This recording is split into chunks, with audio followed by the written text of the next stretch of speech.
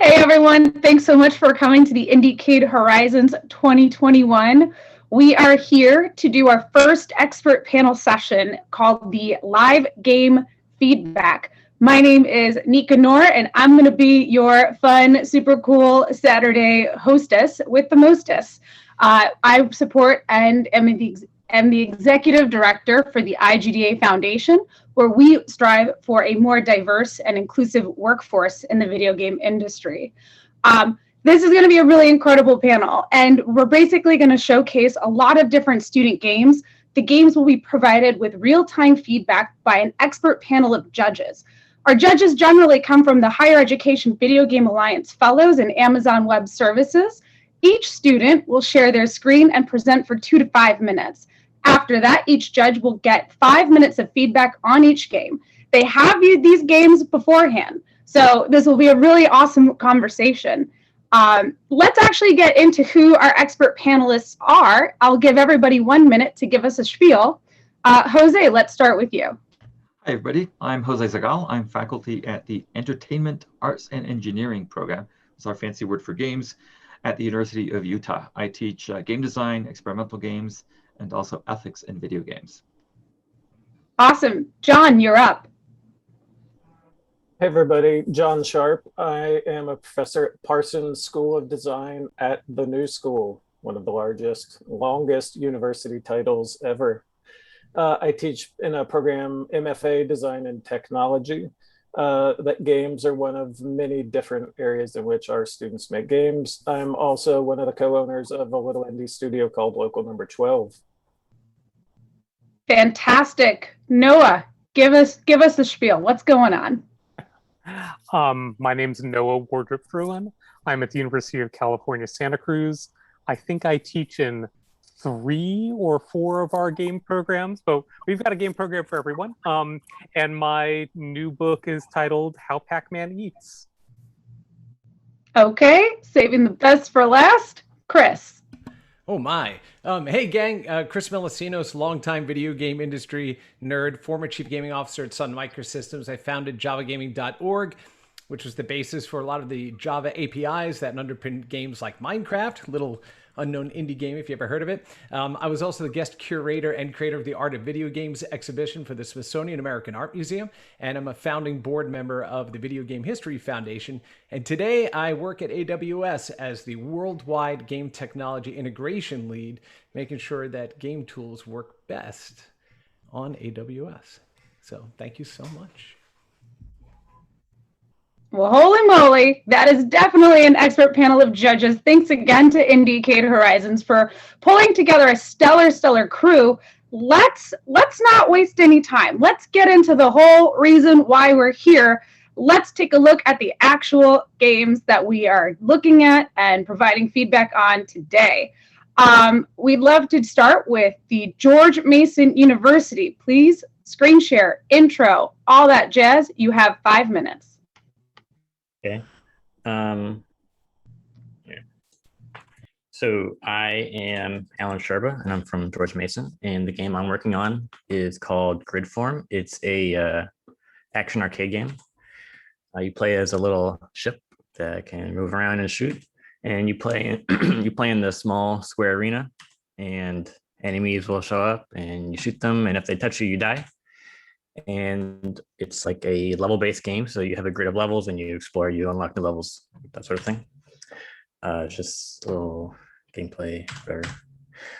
So I call the game a strategic arcade shooter, and some of the reasons it's strategic are, first of all, there's a lot of different enemy interactions. So enemies don't just attack you directly, they also affect each other. So on the screen, like that little orange circle, you can use it to like blow stuff up. There's this red guy that like stops things from dying. This one guy that like infects people. This guy sucks stuff in. Yeah, it just keeps going. So there's a whole bunch of that, and that's kind of the core of the moment-to-moment gameplay. And then on top of that, each level has a win and fail objective. So if you go into a level, you'll see like this one, you have to kill this certain enemy for the win objective, and the fail objective is time, so you're timed. So in practice, that mixes with the different enemy interactions to make each level have like a more unique challenge besides just like doing good. You have like a mission each level. So like on this one, your objective is to kill enemies, but your fail objective is to charge the purple battery zones. So you want to kill enemies, but you don't want to charge the zones. You got to spread them out. So yeah, that's pretty much it. There's more to it than that, but that's the basics. Fantastic. Why don't we hand it off 5 minutes to our judges? Alan, you're welcome to perfect. Awesome. So judges, you've got 5 minutes with all your glory. Let's get some feedback for George Mason University. Am I going first? Is that the same order? Happy to start off with Jose. Okay. So Alan, I think the game looks beautiful. I love the interface. It's super slick. As I hop into the game, I'm thinking, oh, look, it's Geometry Wars. Yeah. And I played a lot of Geometry Wars, and Geometry Wars is a great game. So I really want to encourage you to think of how can you make your game stand out as being different than Geometry Wars. You need to assume that you're not a well-known studio, well-funded studio, so people are going to think, well, okay, somebody knocked off Geometry Wars, which is not what you're doing. Like for him, played the game, it is doing its own thing. So maybe that's partly look and feel. Maybe that's how you present and communicate about the game. But I think you need to figure out, like, how do I communicate that this is a better version of Geometry Wars, or a variation, or riffing off of, or building upon. I think that's perhaps one of the most important things I'd tell you that you're facing. I assume you want to put this game out there. You want it to be commercially successful, or you want to get funding, or something like that. And so you need to figure out where you're going to stand out. There's obviously lots of parts that were missing in the game when I played, and sort of signaled that's totally fine. I won't comment on those. The difficult level was something I wasn't able to clear the first level. I think the best I got was like 83. So you're gonna have to do a lot of play testing and figure out. I might not be your target audience. I might not be the sort of a hardcore twin stick shooter person that you're looking for. But it also might be that some of the different interactions that you mentioned just aren't necessarily clear or readable. So as I was playing the first level, I was like, oh, there's these purple things. I don't know what those do. I don't know what I'm supposed to do here. It took me a while to figure out I had to destroy the yellow ones, and it just felt a bit too difficult for me. But I'm guessing that's the sort of thing you're gonna iron out as you continue to develop the game. You should definitely have, in the beginning, all the levels kind of open to get a chance for people to so you can play test them differently and then figure out which order you want to actually have them be presented to players. I'll let other judges hop in, but great job. Thank you. John, what are your thoughts? Sure. Yeah. I mean, I agree with everything Jose said. One of the things I was going to talk about was tutorializing to teach us all of those systems and their interactions that you talked about, right? It's not visible through play or through the little bit of documentation you have out there yet. You're also very early in the project, it seems, right? So kudos for having something so polished for an early playable. But yeah, I think working on that tutorializing and then working on the way you're going to communicate about the game through videos on the web, on Instagram, like figuring out how you're going to spoon out all of the goodness in very small bite-sized chunks for people to pick up on. But yeah, great work. Thank you. Okay, Noah, what are your thoughts? Well, it won't be too surprising to hear that I agree with the other experts already. And I guess I was thinking about how I would want it tutorialized for me. So the first thing I did was fly into the concentric circle I saw on screen, which I thought might be like a power up or something like that. And it was a tank. I was like, okay, I learned that's a tank. Then the next thing I did was shoot at it. I'm like, okay, I learned I can destroy these things. I felt like that should be enough to win the first level, right? Like you're teaching the player what to do and not do. So then I guess I'd say the second level I would want is one that teaches me that I have to move out of the way of certain attacks, right? Like the attack where all the squares are coming at you diagonally. It took me a while to realize, oh, right, I just move from the place where they're going. And then I felt like that should be enough to win my next level, right? Third, I wanted something that taught me one type of it.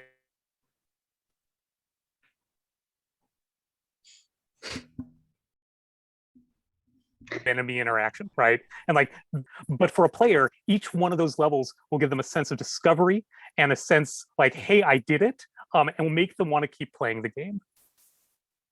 Yeah. Right now, it's really like really front loaded. So I know what you mean. All right. Chris, close us out. Sure. So you hit me with two things. First, George Mason is my alma mater, so good job over there. And I know Chris Totten awfully well, and love what he started over there. And also, Robotron 2084 is my favorite game of all time. So you already hit me twice, stepping into your game. So that was awesome. Love the visuals, like everyone said, really smooth gameplay. Really like the central map idea. It actually reminded me of a very early, one of the very first 3D games called Alpha Waves on the Amiga, right? Having kind of that block set up there. So that was a nice touchback to kind of retro style games. I also like that I started with keyboard mouse and I could just turn on a controller and the controls just automatically switched over. So that was also really good. Like everyone else has already said, level 1 is always a tutorial level, always, right? Yeah. Because you're trying to figure out the mechanics. What I did do, though, is read through your notes, and you did say in there things like, see if you could figure out what's going here. So I realized your text being yellow meant that those circles were yellow tanks. What you want to think about, too, is making sure your game is accessible to players that may not be able to distinguish color. So you want to make sure that you're using other indicators to explain those things. Yeah, I have like a if you like hover over the text, it'll like pop up a window, but I don't think I've really shown you can do that well enough, so no one does it. Right, and it's also not a natural thing to do when you're ready to jump into gameplay. So that discovery should become emergent. But I did like things that I learned to discover where if I shot a tank, it stopped it from growing. So I didn't have to go and just fire on one and try to go ahead and eliminate it while the other ones are growing and could explode. I learned very quickly that I could go ahead and do that. So you have some really good, solid ideas about differing mechanics, what we typically see in a twin stick shooter. It's just going to need really kind of that, hands-on refinement and a lot of play testing to get you there. Of course, also, it looks exactly like Geometry Wars, so you want to make it more distinct in your own. Yeah. But really, really good job, super smooth. And was fun to play. But yeah, I didn't get to play past the first level either. And I'm pretty good at Robotron. Right. It's pretty hard. I'm like, yeah, this is amped up. Awesome. Congratulations. Thanks, George Mason University, for kicking us off. Let's switch it over to Miami University. Woo woo, you're up. Okay. Hi, I'm Sophie from Miami University. Our game was Deja Vu, it's a narrative-based horror game, so it's pretty different from the last game that was presented. I think I'm not going to show gameplay because it is too difficult to do, but I can show a trailer if that is okay.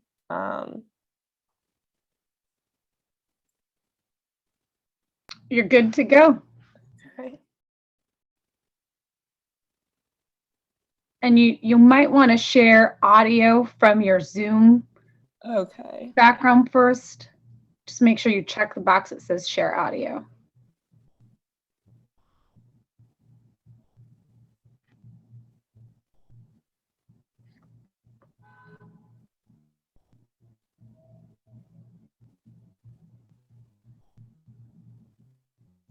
How you doing? Is it working? I'm trying. That's all right. Welcome to the virtual world. It's a year into the pandemic. I'm still getting it too. It's not always,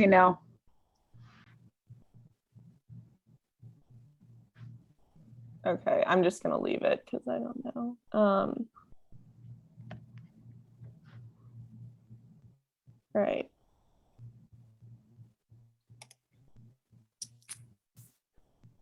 We still don't have audio, but feel free to talk us through what we're looking Yeah, at. so the premise of the game is that the player is in the catacombs, which are a series of tunnels underneath Paris, that were originally made to store dead bodies, and when they didn't have enough space in Paris, and so they made all these tunnels underneath the entire city.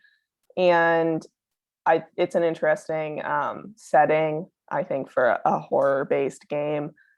It starts out where the player doesn't really get very much information about where they are. I mean, they get information about where they are, but not what they're doing there or kind of how to escape. So as they go through these different levels, they have to find different letters and different objects that kind of tell about their past and about, why they're there. So yeah, I think making it, so I was one of the developers, and also I did some of the design.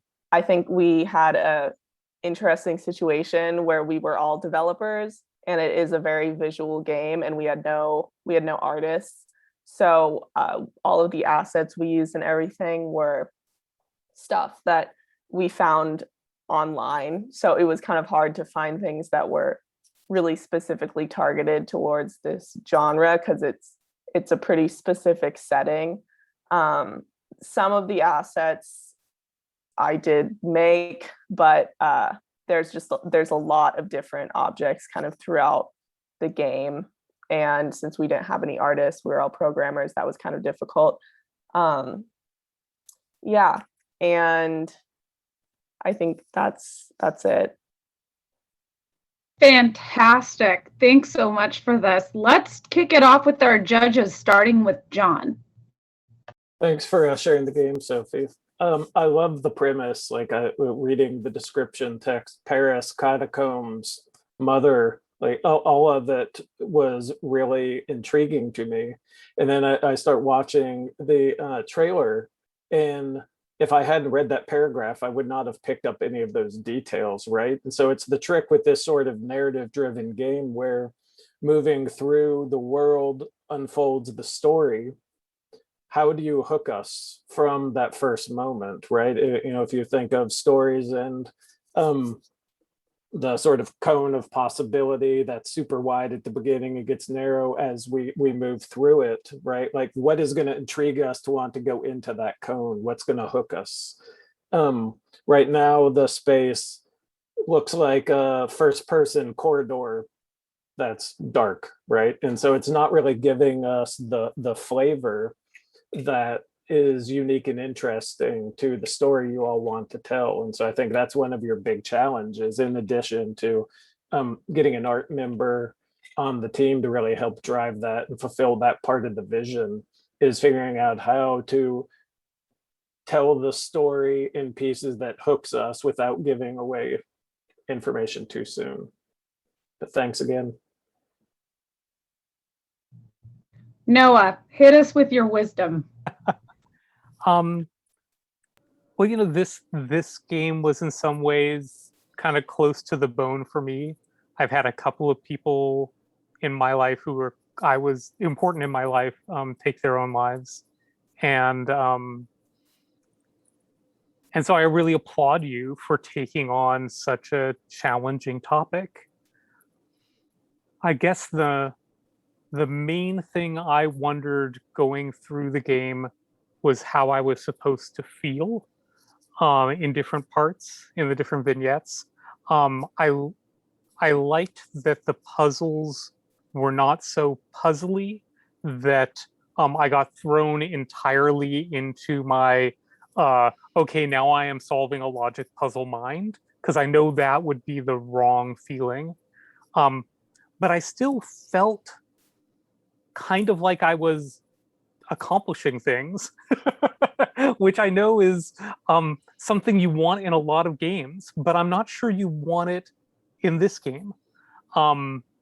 So for example, there's the scene where you open 3 doors, and I've only played through the game twice, right? But my sense is whichever door you go through, it leads to the same thing.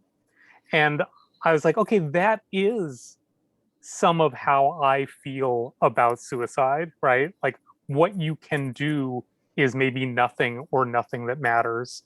And I wanted to think about how to give people that sense who only play once, right? Do the doors just keep leading back to the same place, so I can see, okay, yeah, going through one or another door isn't what matters here, or something. Anyway, I'm going on too long, but yeah, I really appreciate your bravery and sensitivity, and I think you're on a good track, but it's an awfully hard design puzzle. Chris, what are your thoughts on this? Really good. So I don't like horror games at all. I don't play them. They're too stressful for me. I have enough stress in my life. But you got me to play through the entire thing. So great job on that. It reminded me a little bit of like American McGee's Alice, that you're kind of trapped really in your own mind and you arrive back in the room. Because one of the things I was wondering was, if I'm down in the catacombs, why are these real world items starting to emerge? Why do I have brass lamps in a room that's just stone, right? And then those environments kept getting more familiar versus being trapped in catacombs. I don't know if that was a design decision specifically, but that's something that I did take away from it. I also thought you had really good progression and placement of items that draw the player's attention. So coming into the first room, right, you're drawn to the document on the table, and then you realize you need to go get the glasses. Coming into the room with the 3 records, you first touch the record player, then when you open that other door, you realize you need to go and you grab that first record. And when you go back in the room, you're like, oh, there were 2 others here. So you really good job of guiding the player without being overt about that. And again, really nice use of progressive puzzles. Just a couple of, quick suggestions are things like, don't distort a model to fit your environment. Like in the first room, when you're discovering the skulls on the wall, the same model is also used on the post, but it's distorted to make it fit on top of the post.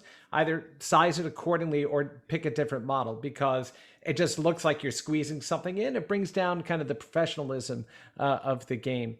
Vertical camera movement would also be helpful in feeling like you had a little more control. And then think about, I can rotate these items when I pick them up, but what's the purpose? Right? If it's just to look at the item, then it's an unnecessary mechanic that winds up, leading the player into something they think is going to be important to the game, but it doesn't do anything for them. So if you're going to allow the player to rotate the object, put a clue on it, right? Make it part of the gameplay, not just as a feature. But I thought it was really well done, and I really enjoyed playing through a horror game, which, again, you got me to do something I don't normally do, so good job. Thanks. Awesome. Jose, any final comments? Yes, I do have some final comments. I do agree with what everyone else has said. I think you're really on a really good track here. So I played it through, and I'm going to guess that the playthrough was about 10 minutes. And as you continue to develop the game, you're going to be tempted to make that longer and longer, to add in more details, to make the experience deeper. And I want to encourage you to not do that. Focus on making the 10 minutes you have really, really, really shine, rather than have it balloon out into like a 30-minute experience where there's more story and more of that. And yes, story is important. I felt that the game was perhaps too much story, too much exposition, and not enough sort of mood and setting. So I'd really try to focus on what you can do to, as the player is going through this experience, build up to what it is you want them to feel for each moment. So sort of think of, how do you guide them into the process? It starts off in a room full of skulls, right? So that's already setting a certain kind of a tone, a certain image. And I felt that the experience was a bit uneven over the rest of the room. Some feel like, oh, this is just creepy. Oh, this is scary. Oh, this is, And so what is the experience you're going for, the overall experience, and how do you build up to that? How do you sort of ramp the player up? Think of it like a short story, right? And that's all we really have, is just 10 minutes. And so you can start slow with few details. I mean, it's just a door, there's no skulls, and there's a bit of music and whatever. And then you sort of start to slowly add more and more of these elements, rather than like each room has this big, strong theme of madness, and this one has got death, and this one has, all the other things that happen. Yes, that's my main advice. You got 10 minutes, polish those 10 minutes so that they're fantastic. The good thing about 10 minutes is you can get people to play through that many, many times. Right? No one's going to be upset like, oh, I just wasted 10 minutes. No, they're going to be like, fine, can I do it again? Here's another version. Can I do it again? And so on. So definitely take advantage. That's a strength that you guys have compared to indie games and commercial games. Is it's maybe you'll release it for free. It's 10 minutes long. If it's excellent, like that's, people will talk about like a 10-minute amazing experience over a 30-minute, like, it was okay experience. Awesome. Thanks so much. What an awesome group of expert judges. What a wealth of knowledge. Let's kick it off to Kent State. You have 5 minutes Don't forget to do a quick intro, turn your cameras on, and let's see what game you've got for us. Hi, I'm Sam. I'm Sam Hunley. Was part of the team that developed Read the Robotanist with my friend Max. It's a 3D platformer, sort of inspired by the 2000s era, like Monkey Ball, where you are supposed to fast-paced travel from platform to platform using a sort of this launching mechanic to help you travel through the air. It includes a funny story that sort of leans into the whimsy of like early 2000s cartoons and like with environmentalist messages from like Sonic the Hedgehog and other cartoons of that era. And it has a killer soundtrack sourced from local artists. I can't play the game for you right now, but I can play for you our trailer.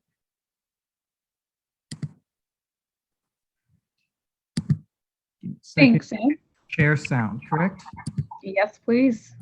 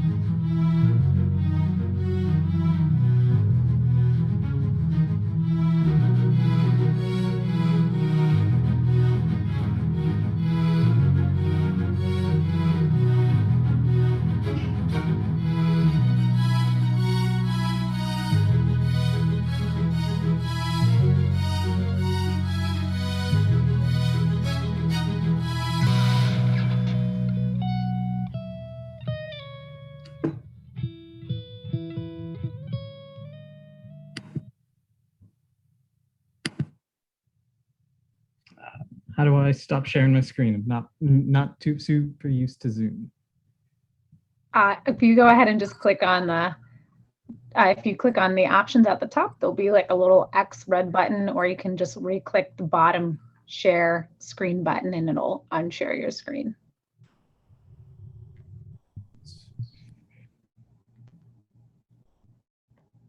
You're totally all right. Welcome to the virtual world. IndieCade Horizon 2021. You know, we're game makers, not conference takers. Listen. Try clicking Alt S and see if that Alt S. Yeah, there you go. There we go. Got it. There we go. Well done. We're not just games folks too. We're also your AV technicians and whatnot. So we're good. You're a lifesavers. That's what you are. But yeah, so the story follows Reed, the titular robotanist, a sort of a plant humanoid, in their attempt to take down a corrupt oil corporation that has consumed all of the world's sort of markets.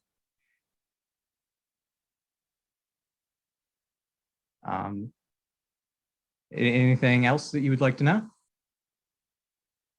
That sounds fantastic. We can go ahead and head into the feedback session. Noah, why don't you kick us off this time? That sounds good. So I applaud just the amazing amount of game you two were able to make. I thought the hand-drawn art was appealing. There was a lot of it. There were a lot of levels. Like others said about our first game, the difficulty curve was kind of hockey stick-like for me, you know. But again, I may not be the target audience, right? Like I haven't played a lot of Monkey Ball. I'd say again, I tried to think through what kind of progression I would want. I think an easy thing would just be like reminders of the controls. Like at first I wasn't even sure, like, what is spacebar doing differently from mouse click, right? Like, oh, okay, I get it. One of them is a resource I'm depleting.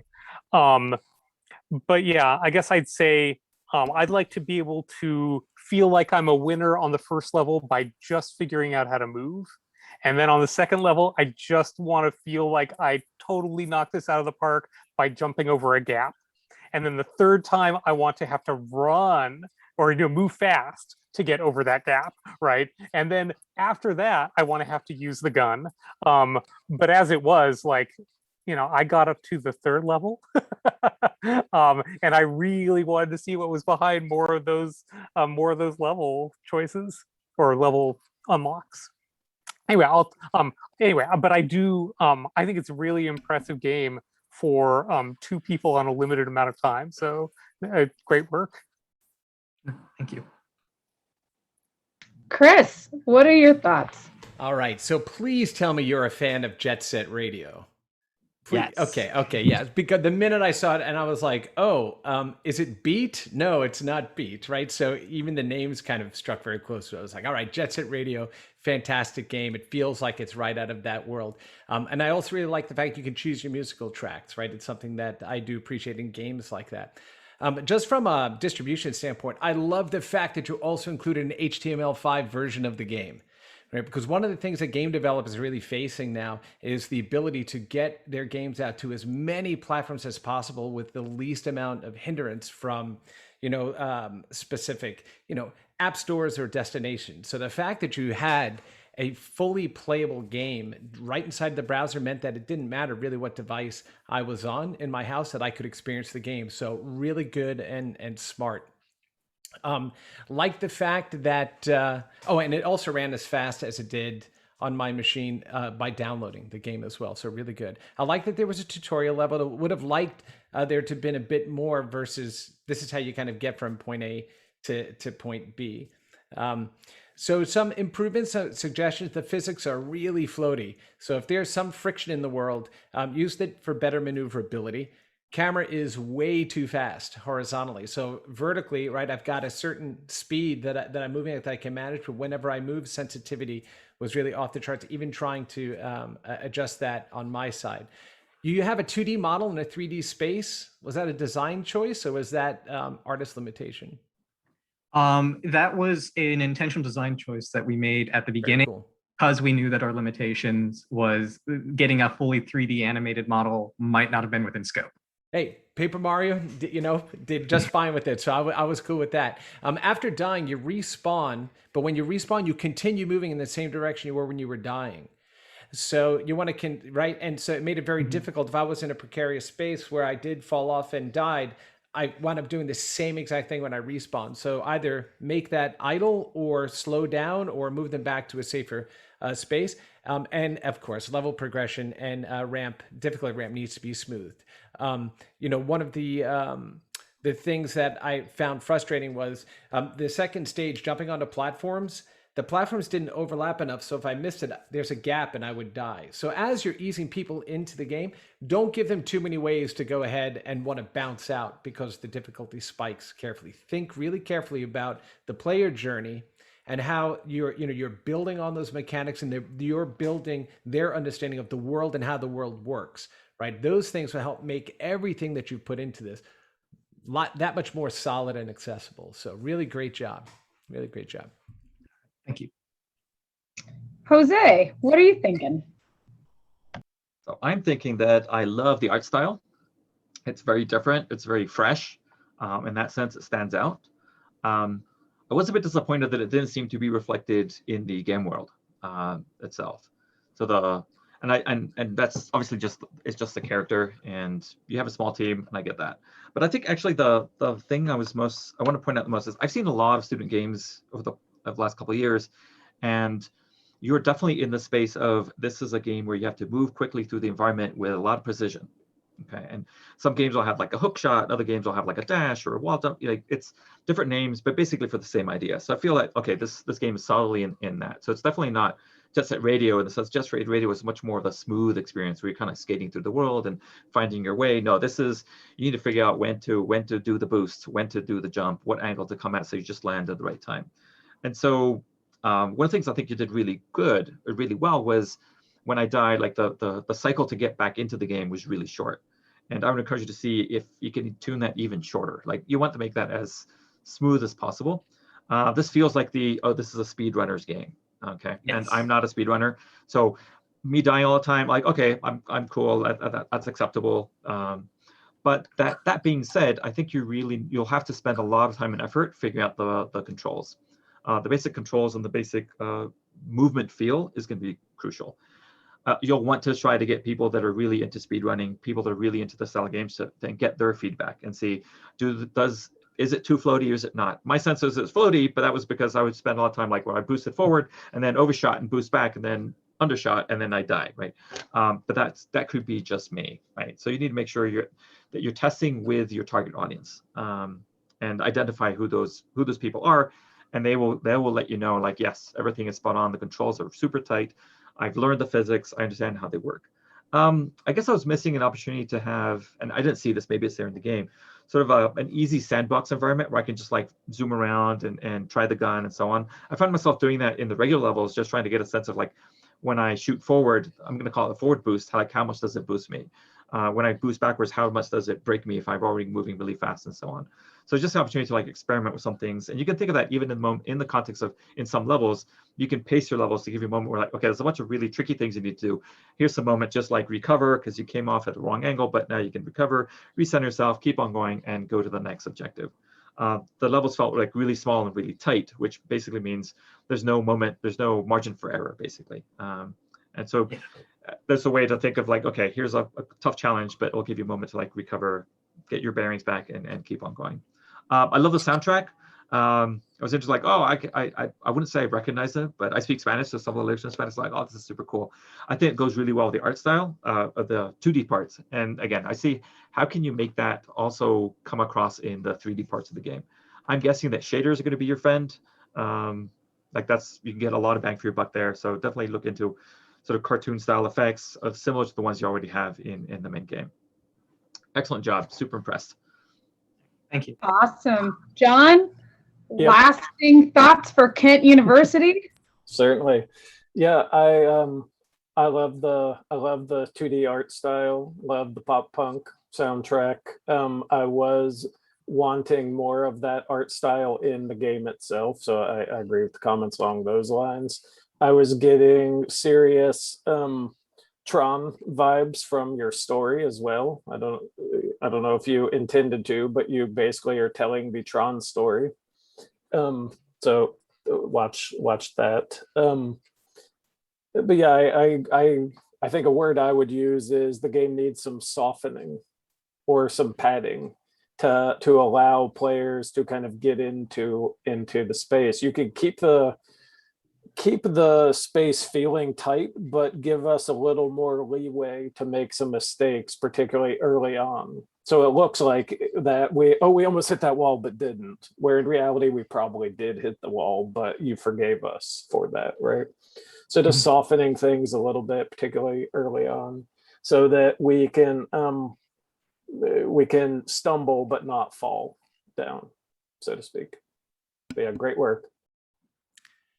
Thank you. If I could add just one more quick comment for you, Sam, you're really close to the just one more time, like progression, right? You're close to it, right? This is a game that really lends itself to that. So, a lot of really good, comments here from the panel about that. But you're close, right? You're close. Fantastic. Thank you so much, judges. All right. Last but not least, we've got a full house here with Abertay University. So let's do it. Intros, cameras on, big smiles. Let's round us out with our final game presentation today.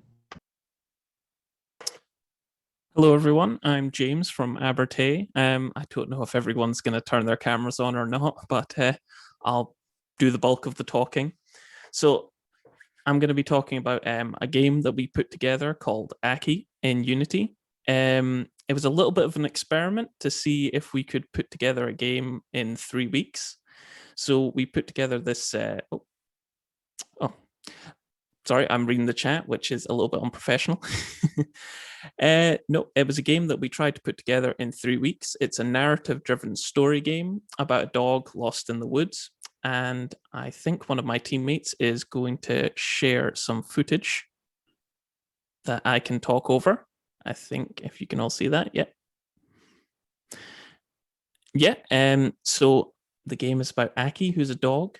He was once lost in the woods, and then now he's sent through the woods by an off-screen narrator, sort of god figure, who tells him to go and help other people who are lost in the woods, other souls that are lost in the woods, and he helps guide them. And he's sent to help a little puppy find his way home, a puppy much like him. And that's totally not because we reused the model, because we were trying to do this in 3 weeks. So he finds a puppy who's much like himself, and that sort of triggers some memories he has from his past. So as you go through the journey, you come across little cutscenes that trigger memories that Aki's remembering his past life. I think you just saw one where he finds a blanket where it reminds him of a time when he was a puppy and he was wrapped in a blanket. He was brought home. So yeah, I don't know what else how much more to talk about. Yeah. Awesome. Well, then let's kick it off with some feedback. Chris, you're up. All right. So really good work again. I'm just really impressed by all of the entrants here. Love the art style. Obviously, it reminded me of Okami right off the bat, right? Some cell shading going on there. Obviously, you know, dog is the protagonist, or wolf in the case of Okami.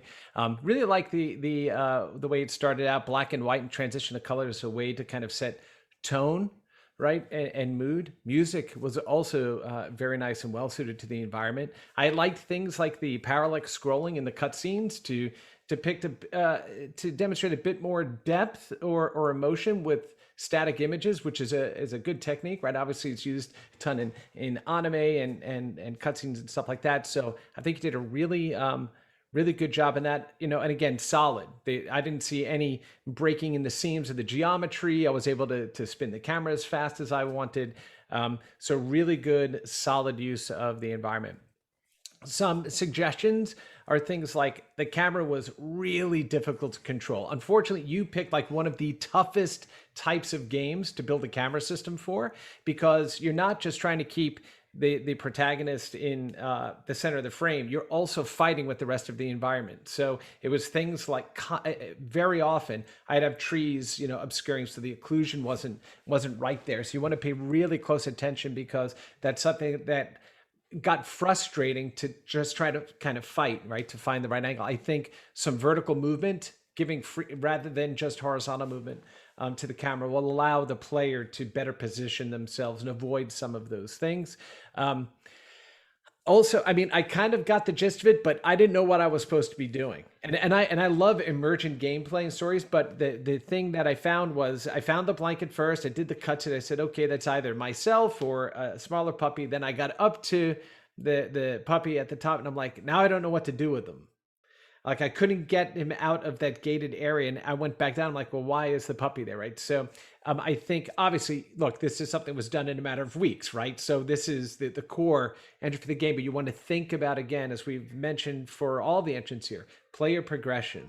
They need to learn about the world. They need to understand how the mechanics in those worlds work, and what their intent is. And you can do that non-verbally, but you have to, in the beginning, lead, right, the player through that. The parallax cutscenes also had hard images on the side, right? Make sure you extend that out so it doesn't look like two just pieces of paper sliding past each other.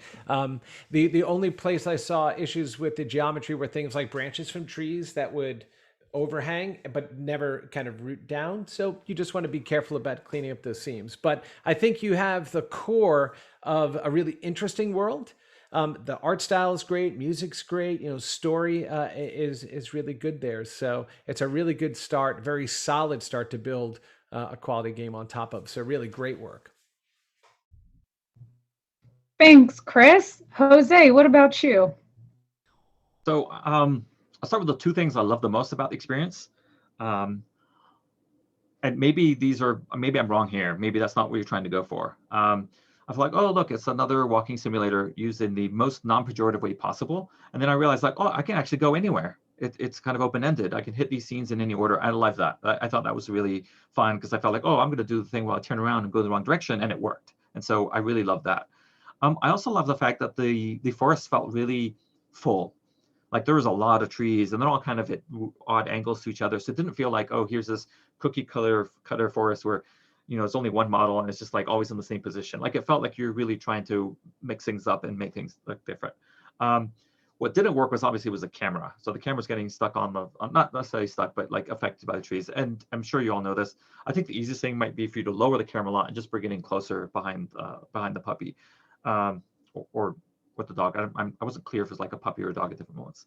I fell out of the world a lot, and there's all kinds of other issues, and the models weren't walking down the stairs right. But all those are like smaller technical things that you will definitely get to. So I want to say, if it's a short experience that's open-ended, you can do things in any order, then lean on that, right? If my impression, like you want people to go wherever, like definitely lean on that and see how you can get the most of that experience. So you need to make sure that if I run into the blanket first and then the puppy, that it works if I do them in the opposite order. For all the different combinations, make sure that it all kind of makes sense and builds up in an interesting way, which is a tough challenge. And I think it's an interesting challenge.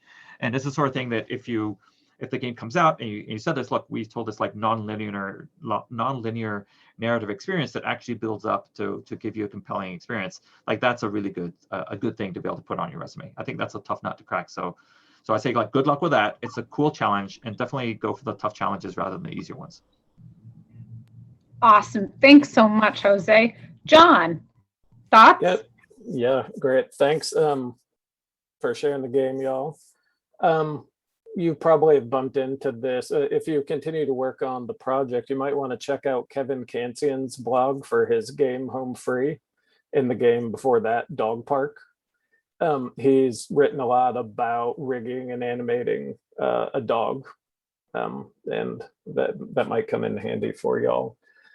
I want to talk a little bit about it from an outward-facing point of view. The reel you all have for a class assignment is awesome because and for purposes of seeking a job and explaining everybody's roles, but from a point of view of people who want to learn about the game, it's probably not that interesting, right? And I think it's something all of us inside game programs are a little guilty of, is we teach you all quite well how to present your work internally to us and the community that you're inside of, but we don't always do as good a job in teaching you how to turn around and talk to the public who knows probably very little about game development, may not care about game development, and just wants to know what they're going to get to do in the game. Fantastic. Noah, why don't you close us out on this wonderful panel of expert feedback? Great. Well, I really enjoyed the way the music and imagery worked together to set a mood.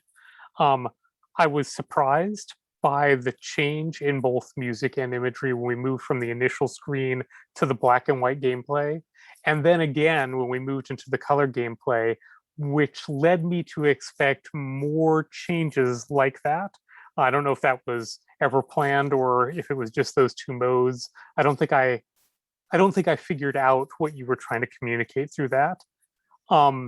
I also noticed that you could, go off the path relatively early, and I experimented with that. It seemed like it was probably intentional, but I wasn't sure if the edge of the world had something, again, it was supposed to communicate to me. So eventually I doubled back and I, played again where I didn't where I just stayed on the path to see if maybe being a good dog meant staying on the path or something like that. And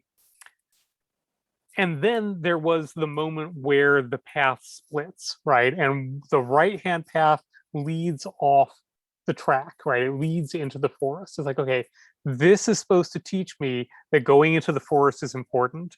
So when I got to the end and met the little dog, I was like, little dog, you and I are going out off the path because that's what we've learned to do. And yeah, I got my head stuck in the edge of the world and all sorts of things like you've probably seen lots of people do. I genuinely didn't have a sense occur to me that maybe turning around and going back was the thing to do. I think because I'd really gotten the idea that this was a trip into the afterlife, which may not have been intended at all, but you don't usually come back from those. So it just, yeah, because of the way I was interpreting the game, it didn't occur to me to go back. So anyway, yeah, amazing that you made this in a few weeks. I really like the different elements, and if you can somehow signal to people, and I know this is the worst kind of comment because I don't have a particular suggestion, but if you can somehow signal to people that the thing to do is turn around, I think it'll really take it to the next level. Awesome. And James, apparently I'm not as adventurous as my colleagues here because I didn't wind up getting stuck. So maybe I was trying to speed run through your adventure, but no, great job. We were going for you can go off and do everything out of order and things, but trying to do it in 3 weeks, that was a lot of branches and different routes that we ended up having to try and fill. So it grew pretty big, pretty quick, but yeah. Awesome. Well, that concludes our fantastic game reviews, expert feedback, etc. We do have a little bit of time left, and I'd love to take the opportunity while we have the wisdom and the shared experience of all of our incredible judges to maybe just share one high-level, 1 minute piece of advice to our student teams, our next generation of game makers, especially in a year where we're designing, creating, and trying to like create and produce some of the most incredible work in COVID. What's like a good next step? What's something you wish you knew when you were them? Let's kick it off and start it with Jose. You've got 1 minute. Okay, so a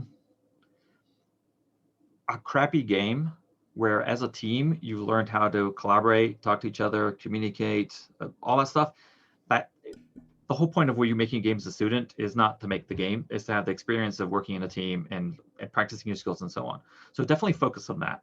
Okay, so if it's an issue of like, well, you know what, I'm gonna do this thing which will really piss off everybody on my team and it'll lead to a better game, I'd focus on the team first. So team above game is what you really want in this experience. However, shipping and actually getting your game out there is worth a lot more than not shipping. Even if like a shipped bad game is better than a great game that was never shipped. So you're always wrestling those. So I think all the teams already have, I think, public builds of your games. Keep those public builds, just update new ones, and that it also gives you a chance to build community. So definitely make sure that your game is already out there. If you can get it on Steam, get it on Steam, like however you can, get it out there, get it in front of people. Your marketing budget is basically zero. So anything you can do that'll get more a chance of more people looking at your game is a thing to chase. Awesome. John, drop that knowledge. My advice is start the next game,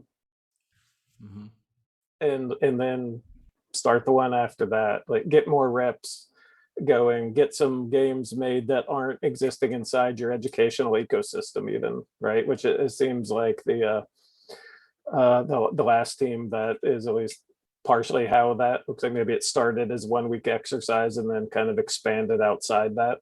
But yeah, kind of getting outside a little bit of the safety net and the sort of structures and expectations of your program.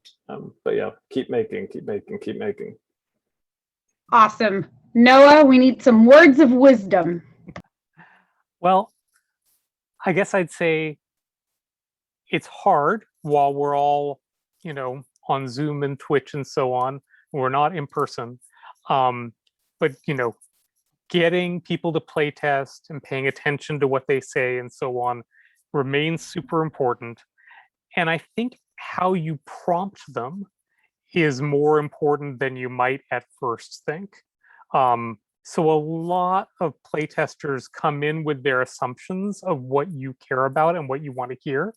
And often those assumptions are, you want to know how much fun it is. You want to know if the controls feel tight. You want to know, right? But you might get feedback from a bunch of playtesters who have that assumption, and they all think they know what your game is about. They all think they know what you're trying to say with your game, what you care about, what the emotional core of your game is. And you might think that too, and they might be two really different things. And what the right thing to do with your game is has a lot to do with what people's assumptions are of what you're trying to accomplish. So you don't want to prompt all of your playtesters in any one way. But one of the ones I think you want is to tell them, afterwards, I really like to talk with you about what you thought this game was just about. Fantastic. Chris, bring it home. Close us out. So Noah basically, went over what I was going to say, which is, you know what you know, but your players don't, right? So things that are obvious to you are not going to be obvious to your players, right? So yes, all fantastic advice from all the panelists. The other thing I would add to it is you may want to put everything that you're thinking of into that game. And feature creep is the #1 killer of getting really successful games out there and refining gameplay and getting people interested, because they may not just be interested in what you have to say or all of those mechanics in there. It always reminds me of the Homer, right? Homer building a car for every person just sinks the company. It's like, yeah, you may want to put all these crazy mechanics in there because it makes sense to you and you've lived with it. But you really need to think about the fact that you're not the audience for your game. It may be the game you want to make, it may be the story you want to tell, but you're not the audience, right? How are you going to bring the audience from all different types of gaming background, all different types of skill level into your environment? How do you lead them through that progression, right? How are you teaching them the voice of your world, right? The voice of the game. So again, really, and we all do this professionally in a whole lot of different creative industry, right? Is how do we go ahead and make sure that we don't let feature creep just create a bad game, right? And never get your stuff out there. So again, I think all of the games that I played were just all promising. I can't wait to see the next iterations of them. So I will be watching you all. So thanks for letting me participate. This was great. Fantastic. Well, thank you to everyone, our expert judges, IndieCade, and our student teams for displaying such an incredible array of talent. This is really exciting for everyone, especially as we see what you develop next, where you go in your adventures. And again, special thanks to IndieCade for creating a safe and virtual space so that we can watch students rise to the top and create and ideate in a virtual space. Next, we have the panel Get in the Game, Preparing for Your Career in the Games Industry. Please stay tuned. Really appreciate it. Thank you again, everyone. Hey, thanks to Nika for being such a great host and moderator. Awesome. Yes.